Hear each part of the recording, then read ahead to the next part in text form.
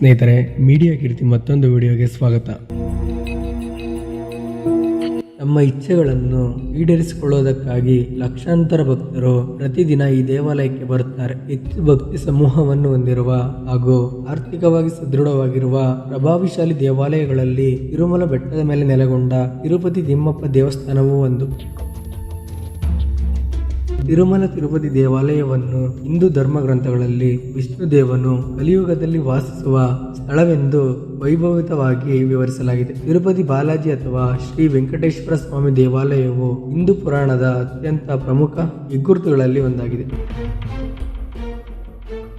ಆಂಧ್ರ ಪ್ರದೇಶದ ಚಿತ್ತೂರು ಜಿಲ್ಲೆಯಲ್ಲಿ ನಾವು ಈ ಅದ್ಭುತವಾದ ಹಾಗೂ ಪ್ರಭಾವಶಾಲಿಯಾದ ದೇವಾಲಯವನ್ನು ನೋಡಬಹುದು. ತಿರುಮಲ ತಿರುಪತಿ ದೇವಸ್ಥಾನದ ಇತಿಹಾಸದ ಬಗ್ಗೆ ನಿಮಗೆ ತಿಳಿಯದೇ ಇದ್ದರೆ ಈ ವಿಡಿಯೋವನ್ನು ಸಂಪೂರ್ಣವಾಗಿ ನೋಡಿ.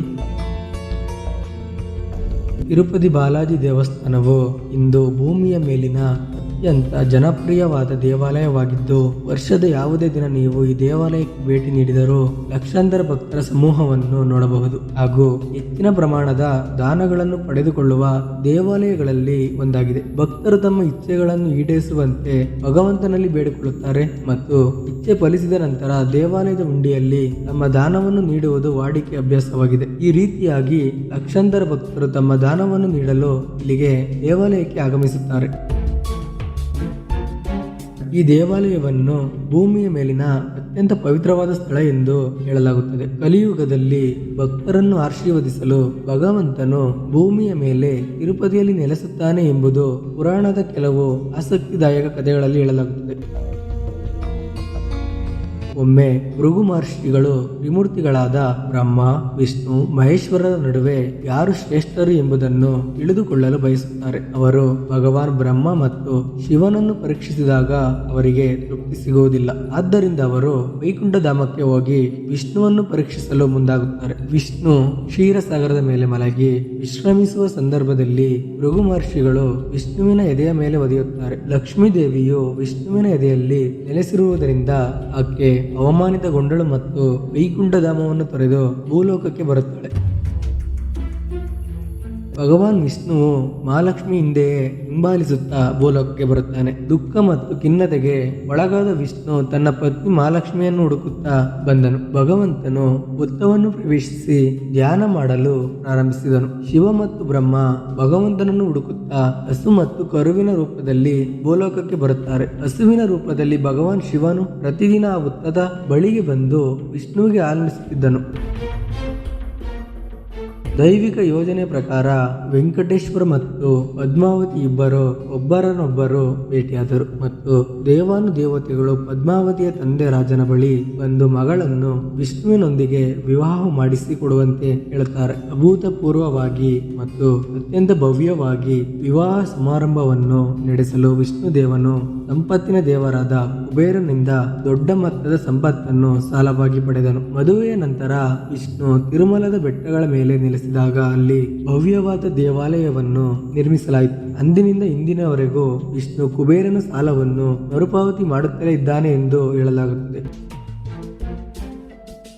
ವಿಷ್ಣುವಿನ ಭಕ್ತರು ಕೂಡ ಇಲ್ಲಿ ಭಗವಾನ್ ವಿಷ್ಣುವಿಗೆ ಸಾಲ ತೀರಿಸಲು ಸುಲಭವಾಗಲೆಂದು ತಮ್ಮ ಕೈಲಾದಷ್ಟು ದಾನವನ್ನು ಮಾಡುತ್ತಾರೆ. ತಿರುಪತಿ ದೇವಾಲಯದಲ್ಲಿ ತಮ್ಮ ಕೂದಲನ್ನು ದಾನ ಮಾಡುವುದು ಹಳೆಯ ಅಭ್ಯಾಸವಾಗಿದೆ. ಇಲ್ಲಿ ಎಲ್ಲ ವಯಸ್ಸಿನ ಜನರು ಭಗವಂತನ ದರ್ಶನ ಹೊಂದುವ ಮೊದಲು ದೇವರಿಗೆ ತಮ್ಮ ಪ್ರಾರ್ಥನೆಯನ್ನು ಸಲ್ಲಿಸುತ್ತಾರೆ ಮತ್ತು ದೇವಾಲಯದ ಆವರಣದ ಬಳಿ ತಲೆ ಬೋಳಿಸಿಕೊಳ್ಳುತ್ತಾರೆ.